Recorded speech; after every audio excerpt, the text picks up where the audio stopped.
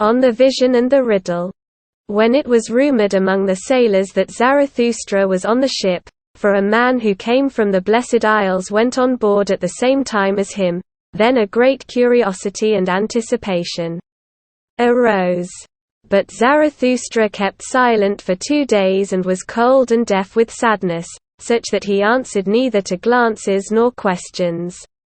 On the evening of the 2nd day, however, he opened his ears again, even though he continued to be silent, for there was much that was peculiar and dangerous to be heard on this ship, which had come from far away and wanted to go still farther.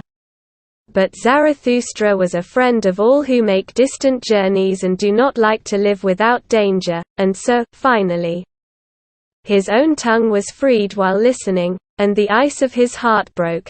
Then he began to speak thus: "To you, bold searchers, researchers, and whoever put to terrible seas with cunning sails, to you, the riddle drunk, the twilight happy whose souls are lured by flutes to every maelstrom.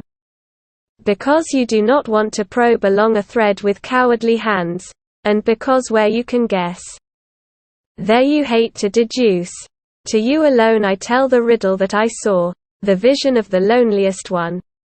Darkly I walked recently through cadaver-colored twilight, darkly and hard, biting my lip. Not only one sun had set for me, a path that climbed defiantly through boulders, a malicious, lonely path consoled neither by weed nor shrub, a mountain path crunched under the defiance of my foot. Striding mutely over the mocking clatter of pebbles, crushing the rock that caused it to slip, thus my foot forced its way upward. Upward, in defiance of the spirit that pulled it downward. The spirit of gravity, my devil and arch-enemy. Upward, even though he sat atop me, half dwarf, half mole, lame, paralyzing, dripping lead into my ear, lead drop thoughts into my brain. O Zarathustra, he murmured scornfully, syllable by syllable. You stone of wisdom, you hurled yourself high, but every hurled stone must fall. O Zarathustra, you stone of wisdom, you sling stone, you star crusher, you hurled yourself so high, but every hurled stone must fall. Sentence to yourself and to your own stoning, O Zarathustra. Far indeed you hurled the stone, but it will fall back down upon you. Then the dwarf became silent, and that lasted a long time. But his silence oppressed me. And being at two in such a way truly makes one lonelier than being at one. I climbed, I dreamed, I thought, but everything oppressed me. I resembled a sick person whose severe agonies make him weary, and who is then jarred out of falling asleep by an even worse dream. But there is something in me that I call courage. This so far has slain my every discourage. This courage at last commanded me to stand still and to say, "Dwarf, you or I." Courage after all is the best slayer, courage that attacks. For in every attack there is sounding brass. But the human being is the most courageous animal, and so it overcame every animal. With sounding brass it even overcame every pain. But human pain is the deepest pain. Courage also slays dizziness at the abyss. And where do human beings not stand at the abyss? Is seeing itself not seeing the abyss? Courage is the best slayer. Courage slays even pity. But pity is the deepest abyss, and as deeply as human beings look into life, so deeply too they look into suffering.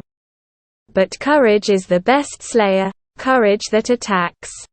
It slays even death, for it says, "Was that life?"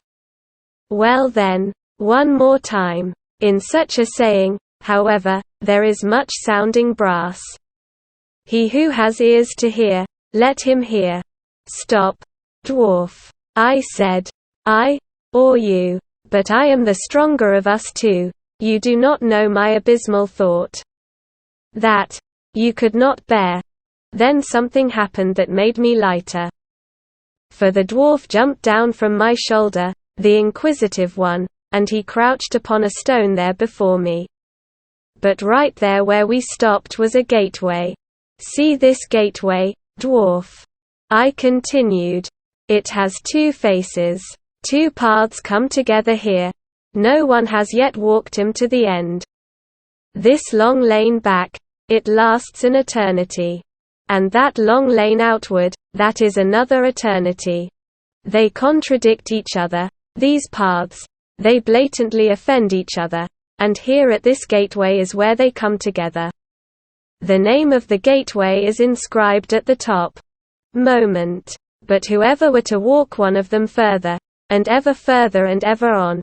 Do you believe, dwarf, that these paths contradict each other eternally?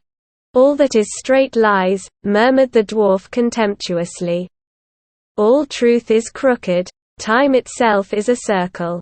You spirit of gravity," I said angrily, "do not make it too easy on yourself, or I shall leave you crouching here where you crouch, lame foot, and I bore you this high.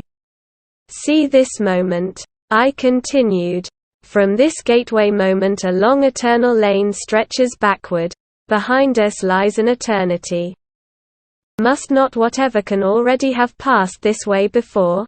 Must not whatever can happen, already have happened, been done, passed by before? And if everything has already been here before, what do you think of this moment, dwarf?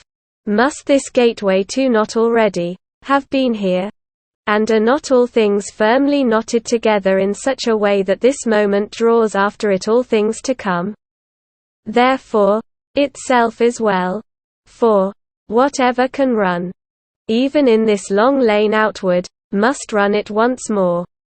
And this slow spider that creeps in the moonlight, and this moonlight itself, and I and you in the gateway whispering together. Whispering of eternal things. Must not all of us have been here before, and return and run in that other lane, outward, before us, in this long, eerie lane? Must we not return eternally?" Thus I spoke, softer and softer, for I was afraid of my own thought and secret thoughts. Then, suddenly, I heard a dog howl nearby. Had I ever heard a dog howl like this? My thoughts raced back. Yes.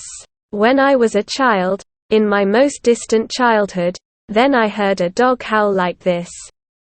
And I saw it too, bristling, its head up, trembling in the stillest midnight when even dogs believe in ghosts, so that I felt pity. For the full moon had passed over the house, silent as death, and it had just stopped. A round smolder stopped on the flat roof just as if on a stranger's property. That is the why the dog was so horror-stricken, because dogs believe in thieves and ghosts. And when I heard it howl like this again, I felt pity once more. Where now was the dwarf? And the gateway? And the spider? And all the whispering? Was I dreaming? Was I waking? I stood all of a sudden among wild cliffs, alone, desolate, in the most desolate moonlight. But there lay a human being. And there, the dog jumping, bristling, whining. Now it saw me coming. Then it howled again, it screamed. Had I ever heard a dog scream like this for help? And truly, I saw something the like of which I had never seen before. A young shepherd I saw, writhing, choking, twitching, his face distorted, with a thick black snake hanging from his mouth. Had I ever seen so much nausea and pale dread in one face? Surely he must have fallen asleep. Then the snake crawled into his throat, where it bit down firmly. My hand tore at the snake and tore, in vain. It could not tear the snake from his throat.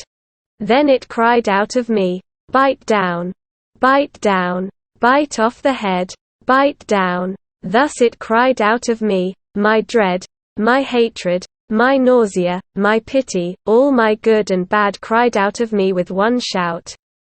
You bold ones around me, you searchers, researchers and whoever among you ever shipped out with cunning sails onto unexplored seas. You riddle happy ones. Now guess me this riddle that I saw back then, now interpret me this vision of the loneliest one. For it was a vision and a foreseeing. What did I see then as a parable? And who is it that must someday come? Who is the shepherd into whose throat the snake crawled this way? Who is the human being into whose throat everything that is heaviest, blackest will crawl? Meanwhile the shepherd bit down as my shout advised him.